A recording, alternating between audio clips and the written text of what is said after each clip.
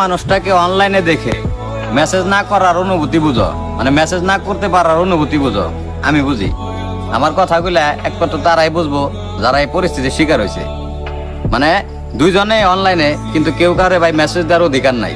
মানে প্রোফাইলে ঢুকে বা ইনবক্সে ঢুকে ঠিকই ঘুরে আসা যায় বা উপরের মেসেজ গুলা পড়া যায়, কিন্তু তার মেসেজ দেওয়ার কোনো অধিকার নাই। এইটা যে কষ্টটা ভাই একমাত্র তারাই বুঝবো যারা এই পরিস্থিতির শিকার হয়েছে। আমি ভাই আমার নিজের অভিজ্ঞতা থেকে এই জিনিসটা শিখছি ভাই, দেখছি কতটা কষ্ট লাগে।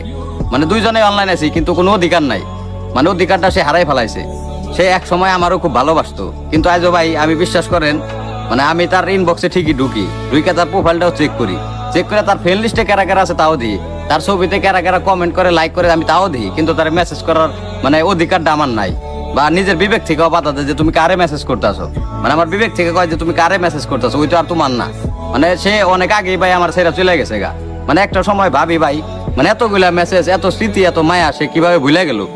মানে একটা মানুষের বলতে তো ভাই কিছুদিন টাইম লাগে, আর একটা মানুষ যখন একটা মানুষের জীবনে আসে, মানে তার যে মায়াগুলা, তার যে মানে মানুষটারে ভুলে দেওয়া সম্ভব তখনই যখন নাকি তার মৃত্যু হয়। মানে জীবিত অবস্থায় একটা মানুষটা কেমনে ছাইরা যায়, ভালো একটা অপশন পাই, এটা ভাই আমার মাথায় ধরে না। আমরা পারি না ভাই, কিন্তু ওরা ঠিকই পারে ভাই।